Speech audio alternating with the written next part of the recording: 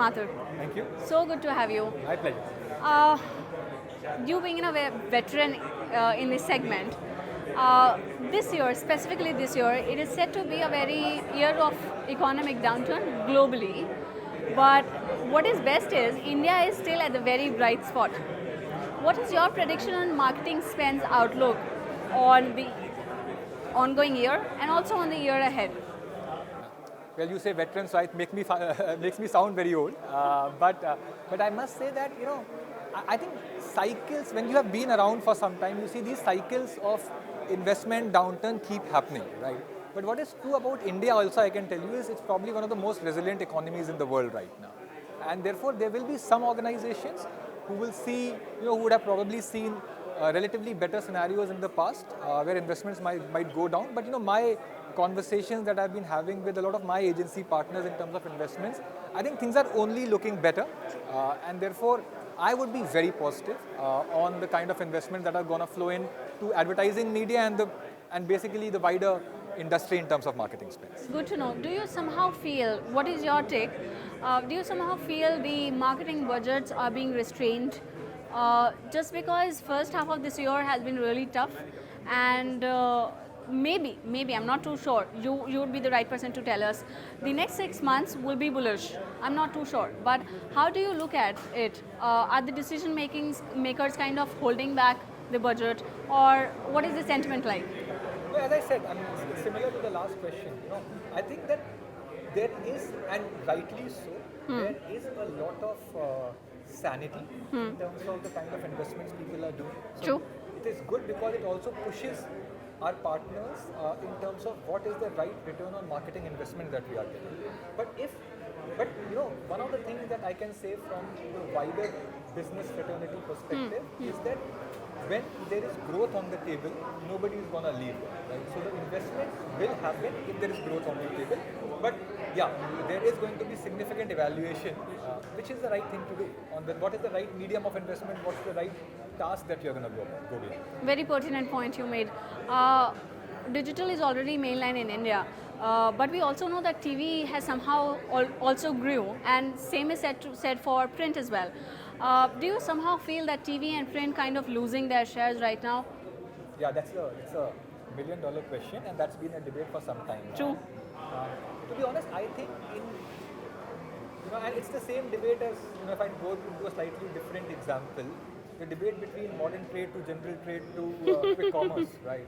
All of them coexist at the end of the day. True, and I think especially for digital and TV, you are seeing it play out. I think if you see the way IPL went this year as well, digital was very big, but so was the viewership on television as well. Absolutely. So I think there is a very clear case for digital and TV to certainly coexist.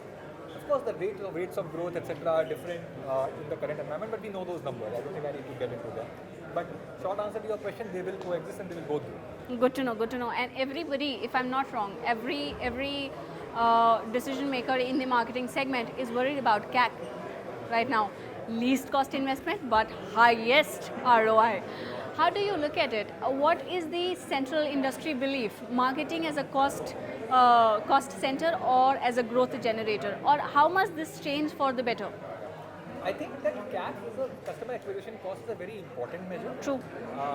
But I think what is important is to not get blindsided and only look at CAC. True. So the cost of acquiring a customer has to always be looked in conjunction with what is the task you are going with. So for us, for example, if I'm evaluating performance marketing, CAC plays a very important role. Absolutely. But equally, if I have a task of building brand equity, which can never be compromised on, CAC will not be the only measure I would look at it from the point of view. So you have to keep building, honing, redeveloping the models with which you are evaluating. But my suggestion would be, and that's the way I look at it, look at a couple of metrics together. How the equity scores are moving, how the CAC is moving, how consistently are you investing, and look at them in conjunction versus just looking blindly at one. True. It's extremely important. How do you look at the changing role of CMO, or specifically with the advent of generative AI? And we know that the biggest takeaway from yesterday's forums was that CMOs are now being more inclined with the business outcomes, more business-driven strategies. They are totally focused on the numbers, the business outcomes. How do you look at the role of CMO evolving? Well, I hope generative AI doesn't become the CMO, but you can never say never. But I think, see, the point is that more than the role changing, what I certainly know for sure is that for, and not just the CMO, for the entire marketing and agency fraternity, there is a clear task of unlearning and learning, right? That's very, very important. Yeah. Because just like, a couple of years back, when the Googles and the Facebooks and the entire digital ecosystem of advertising happened, people had to quickly shift gears. I think that is the next shift that will need to happen. So the only thing I would see happening, how the role will change, I'll leave it for forecasters, but I do believe that the people who are going to succeed are the people who understand what's happening in this area of AI. You talk to 10 people, they'll tell you 10 different definitions. Absolutely. So people who are able to understand, people who are able to see how it will be relevant in my ecosystem of what I am doing, and then adapt and deploy for it. Good to know, good to know. Mr. Mathur, before we actually jump on to our final question, that is certainly the advice from you for the younger marketeers.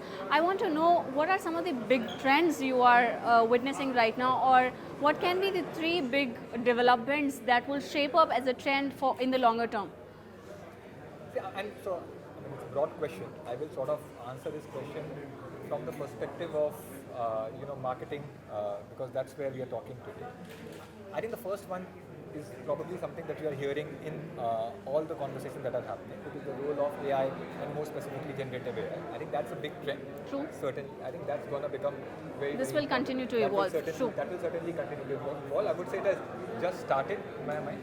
I think the second one for me is really the role of how, with television, with digital, and now with AI, how the fundamentals of marketing, the way brand marketeers understand it, how will they evolve? I think that's something that a lot of learning is going to happen within the marketing fraternity now.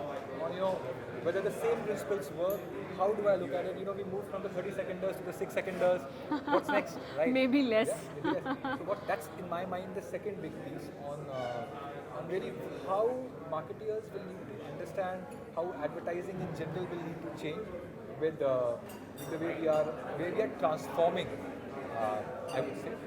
But I think that to sort of also pull back on the third one, and I think that will remain, is that the principles of core beliefs of marketing are not going to change. Right? I think how you build high quality advertising, how you mine what are really powerful insights, what goes in really creating the super brilliant brief that can result in great creative.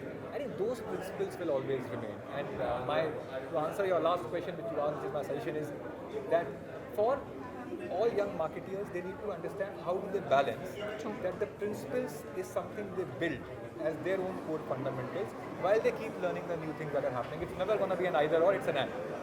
So good to know this, and it was a pleasure speaking with you. Thank you so much for joining in. Thank you.